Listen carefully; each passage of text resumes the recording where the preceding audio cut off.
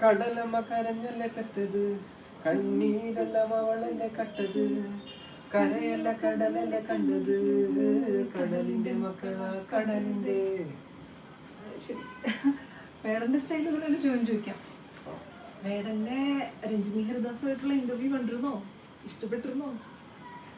കണ്ടല്ലോ, ഇഷ്ടപ്പെട്ടല്ലോ. അതിലൊരു കുഞ്ഞു പോർഷൻ പറയാൻ വേണ്ടിട്ടല്ലേ നമ്മളിന്നിവിടെ ഒത്തുകൂടിയിരിക്കുന്നത്. രഞ്ജിനി ഹരിദാസിന്റെ യൂട്യൂബ് ചാനലില് 12 എപ്പിസോഡുള്ള ഒരു ഇന്റർവ്യൂ സീരീസ് ഉണ്ട്. ദ ഗ്രീൻ റൂം എന്നാണ് ആ സീരീസിന്റെ പേര്.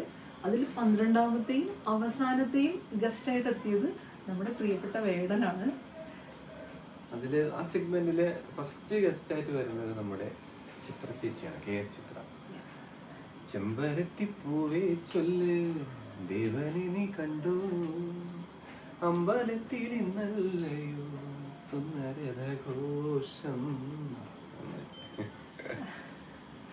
അതിലൊരു സൗന്ദര്യം ഉണ്ട് അല്ലേ? അതെ, ആദ്യം ചിത്ര ചേച്ചി, പിന്നെ ലാസ്റ്റ് വരുന്നത് അതിലെന്തോ ഒരു കണക്ഷൻ എനിക്ക് ഫീൽ ചെയ്തു. ആ ഇന്റർവ്യൂല് 1 മണിക്കൂറും 9 മിനിറ്റും 9 സെക്കൻഡും ഉള്ളപ്പോൾ രഞ്ജിനി ഹരിദാസ് വേടനോടൊരു ചോദ്യം ചോദിക്കും.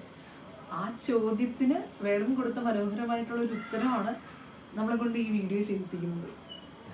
സമാധാനം വളരെ കോസ്റ്റ്ലി ആണെന്നാണ് വേടൻ അതിൽ പറയുന്നത്.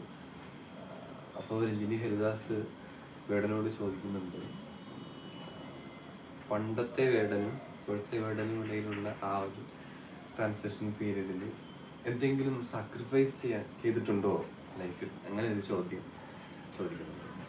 വേടന്റെ മാറ്റം എന്ന് പറയുന്നത്, പഴയ ലൈഫും പുതിയ ലൈഫും തമ്മിലുള്ള മാറ്റം എന്ന് പറയുമ്പോൾ നമുക്കറിയാം 2020 വോയിസ് ഓഫ് വോയിസ്ലെസ് എന്ന് പറഞ്ഞിട്ടുള്ളൊരു റാപ്പ്, ഒരു പൊളി റാപ്പുമായിട്ട് വേടൻ വന്നു.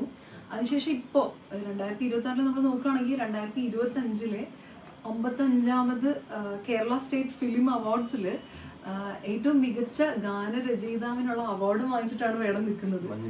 മഞ്ഞുമൽ ബോയ്സിലെ ആ പാട്ട് കുതന്ത്രതന്ത്രമൊന്നും അറിയില്ലടാ, ആ പാട്ടിന്റെ വരികൾക്ക് ബെസ്റ്റ് ഗാനരചയിതാവായിട്ട് അവാർഡ് വാങ്ങിച്ച് നിൽക്കുന്ന ആ വേടനാണ് എന്ത് സാക്രിഫൈസ് ചെയ്തു ആ പോയിന്റിലേക്ക് എത്താൻ, അല്ലെങ്കിൽ ആ വളർച്ചയ്ക്ക് വേണ്ടി വേടൻ എന്താണ് സാക്രിഫൈസ് ചെയ്തതെന്നായിരുന്നു ചോദ്യം. അതിന് വേടൻ ഒരു സംശയം ഇല്ലാതെ കൊടുത്തൊരു ഉത്തരമാണ് നമ്മളെ കൊണ്ട് ഈ വീഡിയോ ചെയ്യിപ്പിക്കുന്നത്.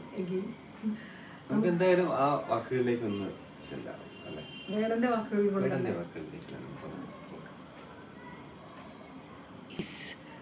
നടക്കണമെങ്കിൽ കുറെ അധികം ഭയങ്കര കോസ്റ്റ്ലിയാണ്.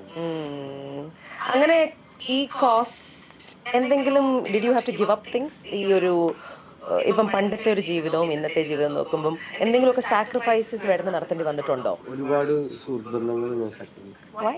And if you grow, you lose friends. Explain. Why? എന്ന് പറഞ്ഞാൽ ഹാബിറ്റ്സിന്റെ സെലക്ഷനിലാണോ? ഒരുപാട് കാര്യങ്ങൾ. ചിലപ്പോ എനിക്ക് ഒരു സമയത്ത് എനിക്ക് ലൈക്ക് ഉള്ള കൂട്ടുകെട്ടല്ല ഇപ്പോഴുള്ളത്. അതിനിപ്പോ ഭയങ്കര എളുപ്പമായിട്ട് എങ്ങനെ പറയാം, അത് പറഞ്ഞു കഴിഞ്ഞാൽ വേറെ ആൾക്കാർ വിഷമാവോന്നുള്ള ഒരു ലൈക്ക് അതിന് ഇംഗ്ലീഷിലൊരു coat, if you want to fly you have to spend time with eagles, not with ducks. അങ്ങനത്തെ ഒരു സാധനം. നമ്മൾ വളരണമെങ്കിൽ ആ ചിന്താഗതിയുള്ള ആൾക്കാരുടെ കൂടെ നിന്നാൽ മാത്രമേ നമ്മൾ വളരുള്ളൂ, അല്ലെങ്കിൽ നമ്മൾ താഴേക്ക്. It's a sad fact. അപ്പോ സുഹൃത്ത് ബന്ധങ്ങൾ സാക്രിഫൈസ് ചെയ്യണമെന്നാണ് വേടൻ ഇവിടെ മെൻഷൻ ചെയ്യുന്നത്. വേടൻ ഈസ് എ സെലിബ്രിറ്റി. ഓക്കെ, അതവിടെ നമുക്ക് നമ്മുടെ സാധാരണക്കാരുടെ ഇടയിലേക്ക് നമുക്കൊന്നും നമ്മളിൽ ചിലർക്കെങ്കിലും ലൈഫിലൊരു പോയിന്റ് ഉണ്ടായിട്ടുണ്ടാവും. ലൈക്ക് നമ്മൾ ചില കൂട്ടുകെട്ടുകളിലൊക്കെ പെട്ടിട്ട് ആ സൗഹൃദത്തിൽ നിന്നും പുറത്തേക്ക് വരാൻ പറ്റാതെ നമ്മൾ നമ്മുടെ ഡ്രീംസ് ഒക്കെ മറന്നു, നമ്മുടെ ഗോൾസ് ഒക്കെ മറന്നിട്ട് നമ്മളിങ്ങനെ പെട്ടു നിൽക്കുന്ന പല അവസരങ്ങളും ഉണ്ടായിട്ടുള്ള ചിലരെങ്കിലും ഉണ്ടാവും നമുക്കിടയിൽ അല്ലേ?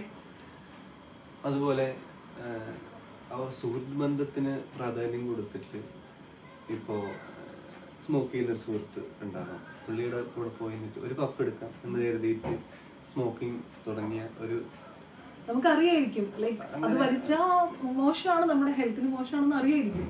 അങ്ങനെ നമ്മളത് ചെയ്യുകയും അതിന് അഡിക്റ്റ് ആവുകയും ചെയ്യുന്ന ഒരുപാട് ആൾക്കാരെ നമുക്ക് ചുറ്റും നമ്മൾ കാണുന്നത്.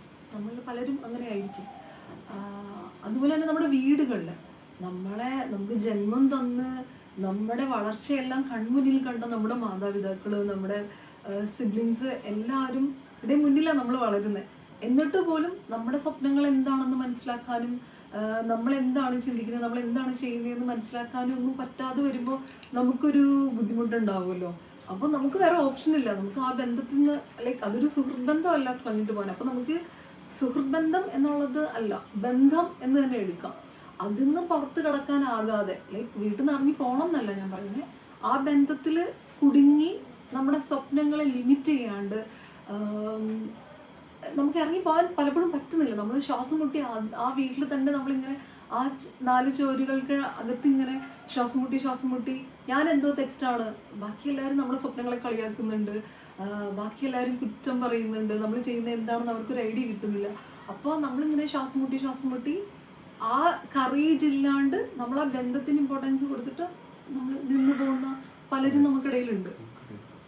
അതുപോലെ തന്നെ സമൂഹത്തിലേക്ക് ഇറങ്ങുമ്പോൾ നാട്ടുകാരെന്ത് കരുതും എന്ന് കരുതി യാതനകൾ അനുഭവിക്കുന്ന ഒരുപാട് ഫാമിലി, ഭാര്യ ഭർത്തൃ ഇരുകൂട്ടരും ഉണ്ട്. അതായത് നരക തുല്യമായ ജീവിതം അനുഭവിക്കുന്ന,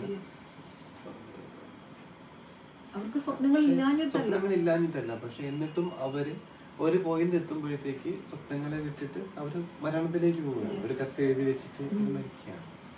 ബന്ധത്തിൽ നിന്ന് ഇറങ്ങി വരാൻ പറ്റുന്നില്ല, ബട്ട് പോയി നമ്മളെ ജീവിതം അവസാനിപ്പിക്കുന്ന. അപ്പോൾ അതുപോലെ തന്നെ ലൈക്ക് നമ്മളിപ്പോ സ്ത്രീകളെ ബഹുമാനിക്കുന്ന, മറ്റുള്ള വ്യക്തികളെ ബഹുമാനിക്കുന്ന ആളുകൾ തന്നെയായിരിക്കും. പക്ഷെ നമ്മളൊരു കൂട്ടത്തിൽ നിന്നിട്ട് ഒരു ഫണ്ടിന് വേണ്ടി, വെറും വില കുറഞ്ഞ തമാശകൾക്ക് വേണ്ടിയിട്ട് ഇവര് പാസ്സാക്കുന്ന ചില കമന്റ്സിനൊക്കെ നമ്മൾ ചിരിച്ചു കൊടുക്കും. നമ്മുടെ ഫ്രണ്ട്സ് ആണല്ലോ, നമ്മുടെ സ്വപ്നവും നമ്മുടെ വ്യക്തിത്വമായിട്ടൊന്നും ഇതിന് യാതൊരു ബന്ധം ഉണ്ടാവത്തില്ല. പക്ഷെ നമ്മൾ അവിടെ നമ്മൾ ചൂസ് ചെയ്യാണ് ലൈക്ക് ആ ഒരു ഫ്രണ്ട് സർക്കിളിനകത്ത് നിന്ന് നമ്മൾ നിൽക്കാൻ ചൂസ് ചെയ്യുമ്പോൾ നമ്മൾ എന്ത് ചെയ്യാം, നമ്മൾ വളരുന്നില്ല എന്നുള്ളതാണ് എനിക്ക് തോന്നിയിട്ടുള്ള ഒരു കാര്യം. പോയിന്റാണ് അത് പറഞ്ഞത്. ശരി, നമ്മളെപ്പോഴും കാണുന്ന സ്ത്രീകൾക്ക് മേലുള്ള ഈ അതിക്രമങ്ങൾ. അതുപോലെ തന്നെ എടുത്തു പറയേണ്ട കാര്യം നമ്മുടെ തൊഴിലിടങ്ങൾ, നമ്മൾ ജോലി ചെയ്യുന്ന സ്ഥലത്ത് പക്ഷെ ഒരുപാട് ടാലന്റ് ഉള്ളവരായിരിക്കാം നമുക്ക് കീഴ് ഉദ്യോഗസ്ഥരൊക്കെ നമുക്ക് ജോലിക്ക് കിട്ടുന്നത്. അപ്പം